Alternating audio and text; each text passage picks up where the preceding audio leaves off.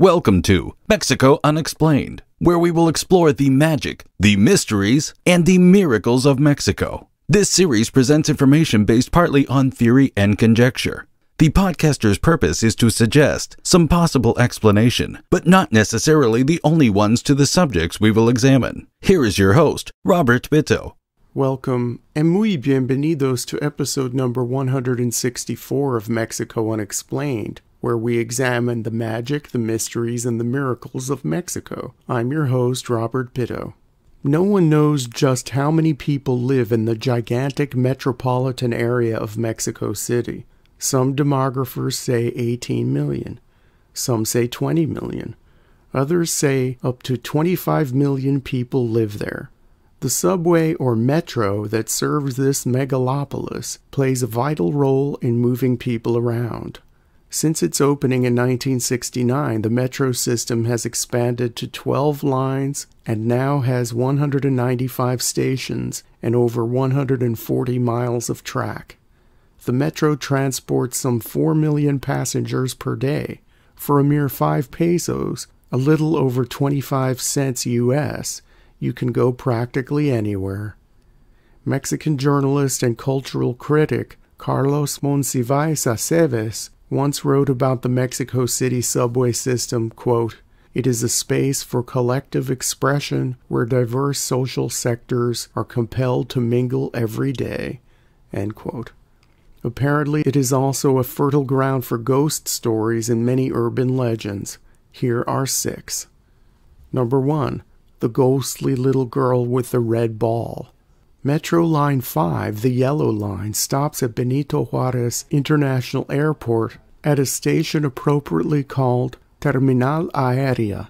Mexico City's main airport is the busiest airport in all Latin America, and the Yellow Line provides a vital transportation link to the rest of the city.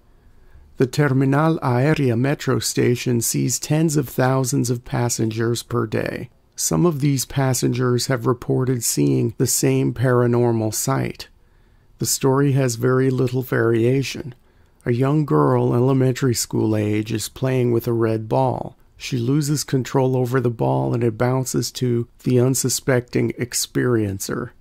The person picks up the ball to hand it to the little girl, at which point the little girl asks the stranger to tie her shoe. When the person bends over to tie her shoe, that person sees the legs of the little girl disappear, and then the rest of her body vanishes. In some variations of the story, the girl growls, and her eyes turn black before she disappears, as if she is possessed or is overtaken by an evil force.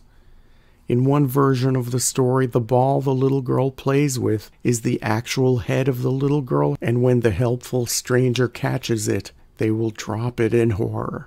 The girl is long gone by then, of course. Number 2. The gigantic rats and rat-like creatures in the tunnels of Metro Line 3. The olive-colored Metro Line 3 is the longest line in the whole Mexico City subway network. It runs north to south from the Indios Verdes station to Universidad. A small northern tunnel section of this line draws a lot of attention from curiosity seekers who have heard strange stories of unusual creatures spotted between the Tlatelolco and La Raza stations. According to urban legends and some eyewitness accounts, rats as large as dogs roam the tracks and have even attacked people. As early as the late 1970s, rumors spread of a rat the size of a pig that came out from the darkness of the tunnel and killed a young girl while she was waiting for a train on the metro platform with her parents. Transit workers and commuters alike have also reported seeing a hunched-over, deformed, humanoid figure covered in fur lurking around the tracks in the semi-darkness of the tunnels near Tlatelolco station. Further south along the same line, Metro Line 3, a similar creature has been spotted in the tunnels near the Viveros station. Commuters have dubbed this creature the Rat Man. From the Viveros station south through the tunnels to the next stop, Miguel Ángel de Quevedo, Metro passengers have reported hearing shrill shrieking sounds which are attributed to this Rat Man. Are reports of this creature just simply misidentified transients or vagrants living in the tunnels? Or does the Mexico City subway system really have a gigantic rat problem? Number 3. The friendly apparition of a loyal transit worker. The setting for this story is the Pino Suarez station at the junction of the Pink Line and the Blue Line, or lines number 1 and number 2 of the Mexico City subway system. The station is well known because it features a partly unearthed section of an ancient pyramid dedicated to the Aztec god of wind, Ehecatl, built sometime in the 1490s. This temple was discovered during the station's construction in the late 1960s. The station is also well known for a strange story that seems to repeat itself every few years. The last telling of this story happened only a few years ago. After the last train departed for the night, a worker in charge of checking out the tracks at the station ran into a Metro employee who was doing something similar. This confused the worker to see someone else doing his job, and he thought that this other person checking the tracks was probably new and reported for work in the wrong place. So the worker confronted the person. The stranger said that it was also his job to check the tracks after the last train had left the station. The transit worker took a picture of the man on his cell phone and showed it to his supervisor. The shocked supervisor recognized the man in the cell phone photo. He was a Metro worker who had died many years ago, killed by a runaway train when he was inspecting the tracks. Transit employees who spend time on the tracks are supposed to stand toward the direction of oncoming traffic. The inspector who died had switched directions and didn't have time to respond to the runaway train that hit him from behind. The supervisor asked around to some of the old-timers, and they too remember seeing the friendly apparition of the worker still doing his job decades after an accident took his life. Number 4. The Vampire and the Man Who Fell Asleep on the Train. This scary tale takes place at the last metro station on Line 7, the Orange Line. The end of the line stop is called Barranca del Muerto, which translated into English means ravine or gully of the dead. This station bears this name because it was built near the site of a mass grave, a trench filled with the bodies of soldiers killed during the Mexican Revolution in the early part of the 20th century. It's only fitting that the area would be full of unsettled spirits. The famous legend involving Barranca del Muerto begins when the metro ends, in the wee hours of the morning when all the trains stop. A man who fell asleep on the train suddenly woke up to find that he was alone in the train car, and the train was parked in a tunnel for the night. He got out of the train and onto the tracks, where he spotted 2 men fighting in the tunnel. One was taller than the other, and it looked like he was killing the shorter man. The man who fell asleep went over to the 2 men to try to break up the fight, and that is when he noticed that the taller man was biting the neck of the other man, which was bleeding profusely. The man screamed, "Vampire!" and ran as fast as he could to the nearest police station. There he was met with ridicule when he told his story to the authorities. Some say this legend is based on a true story, and that the person was just witnessing a really bad drunken fight. The biting was not from a vampire, but from a person who was just temporarily out of sorts. Others say that this story was concocted to scare younger people into paying attention while they are on the train. It would be rather easy for a commuting teenage student to fall asleep while taking a late-night train. Perhaps thoughts of vampires have kept many a Mexico City commuter upright and awake, even on the last trains of the day. Number 5. The Witch of Garibaldi Station. The Gray Line meets the Green Line at the Green Line's northern terminus at a station called Garibaldi. The station is named for Plaza Garibaldi, an important landmark nearby, named after Giuseppe Garibaldi II, a soldier in the Mexican Revolution serving under Francisco Madero. There is nothing spectacular about this station, but it does get very busy as a major transfer point between lines. Since the station opened in 1994, hundreds of commuters and transit workers have reported seeing a floating woman wearing all black, including a black veil. Sometimes she appears only in silhouette form and seems to glide gracefully over the platform and the tracks, not making a sound. Sometimes her appearance is scarier and more hideous. Beneath the veil is the face of a haggard old woman with a sour countenance, intending to do harm or cause a commotion.